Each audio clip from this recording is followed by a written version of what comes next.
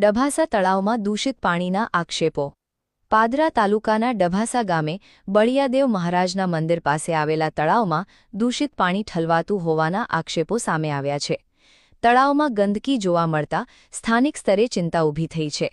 આ સમગ્ર મામલે હકની વાત સંગઠનના વિકી શ્રીમાળીએ ગ્રામ પંચાયતના તલાટી કમ મંત્રીને સ્થળ પર બોલાવી તળાવનું નિરીક્ષણ કરાવ્યું હતું। સ્થળ નિરીક્ષણ દરમિયાન તળાવની આસપાસ ગંદકી અને દુર્ગંધ હોવાની વાત સામે આવી હતી।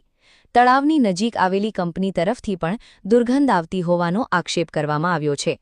આ મામલે વિકી શ્રીમાળીએ ગ્રામ પંચાયતના તલાટી કમ મંત્રીને લેખિત અરજી આપી તળાવમાં દૂષિત પાણી ક્યાંથી આવી રહ્યું છે તેની તપાસ કરાવવા અને જવાબદાર સામે નિયમ મુજબ યોગ્ય કાર્યવાહી કરવાની માંગ કરી છે।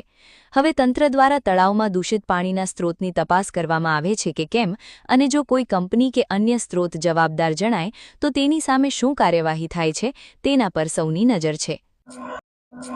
આજરોજ ડભાસા ગામે તલાટી મેડમને આપણે એક લેખિતમાં અરજી આપી છે। એ અરજી એ મુદ્દે છે કે જે ડભાસા ગામે આવેલ એપોથિકોન પ્રાઇવેટ લિમિટેડ કંપની છે એની બાજુમાં બળિયાદેવનું મંદિર છે અને એની બાજુમાં જે તલાવડી છે તલાવડીની અંદર દૂષિત પાણીનો ભરાવો કરવામાં આવે છે અને કંપનીની એક્ઝેક્ટ પાછળથી પાણીનું જે વહે છે એ જે વહેણ એટલું બધું છે એના લીધે દૂષિત પાણી થાય છે, ગંદકીનું સામ્રાજ્ય થાય છે અને તમે દિવસ દરમિયાન પણ જાઓ ત્યારે તમને એ દુર્ગંધ શ્વાસોમાં આપણને મહેસૂસ થાય છે। સાથે જ રાત્રિના સમયે એટલે 7-8 વાગ્યા પછીના સમયે ત્યાંના આજુબાજુના વિસ્તાર ગણેશ પાર્ક સોસાયટી હોય, રોહિતવાસ, ગુરુનિવાસ, વનકરવાસ, આ આજુબાજુના વિસ્તારની અંદર હવામાં એટલી દુર્ગંધ શ્વાસમાં મતલબ કે આવે છે ને કે જેની કોઈ સીમા નથી હોતી અને આ અમને જોતા એવું લાગે છે કે કોઈ કેમિકલ આ કંપની દ્વારા હવામાં છોડવામાં આવતું હોય। માટે આજે અમે મેડમને સ્થળ પર વિઝિટ માટે બોલાયા હતા અને મેડમ સ્થળ વિઝિટ કરી છે અને મેડમને અમે લેખિતની અંદર જાણકારી આપી છે કે આ જે દૂષણ અને જે પ્રમાણેનું આ દૂષિત પાણી અને હવામાં પણ જે ઝેરી કેમિકલ છોડવાથી જે દુર્ગંધ ફેલાય છે તેને અટકાવવા માટેના પ્રયત્ન કરવામાં આવે જેથી કરીને આજુબાજુના વિસ્તારને શ્વાસોશ્વાસની અંદર આ જો કોઈ ઝેરી કેમિકલ હોય તેથી કોઈક જીવલેણ બીમારીના ભોગ ના બનવું પડે। માટે આ તકેદારીના ભાગરૂપે અમે આજે એમને લેખિતની અંદર રજૂઆત કરી છે અને સાથે એમને સ્થળ પર બોલાવીને જે તલાવડીનો ભાગ છે જે પાણીનો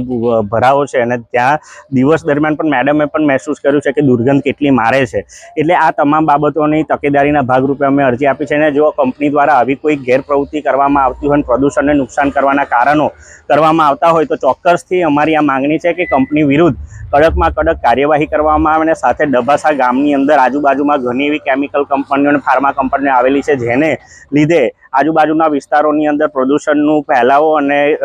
પાણીમાં પણ એ લોકો કેમિકલયુક્ત પાણી લાલ પાણી નીકળવાના બનાવો બને છે। એટલે અમે વારંવાર ગ્રામ પંચાયતની અંદર જે ગ્રામ સભા ભરાય છે તેમાં પણ અમે રજૂઆત કરી છે અને એનું યોગ્ય નિરાકરણ આવે એવી અમે મેડમ પાસે આશા રાખીએ છીએ અને અધિકારી તરીકે એમની જે કામગીરી છે એ સચોટ અને સારી રીતના કાયદેશકીય કડકમાં કડક થાય એવી અમારી માગણી છે અને અમને આશા છે કે ડભાસા ગામની અંદર જે આ બનાવ અત્યારે હાલ વધી રહ્યા છે તેમને આ અધિકારી દ્વારા યોગ્ય તપાસના પગલાં ભરીને જે તે વિભાગની અંદર તેની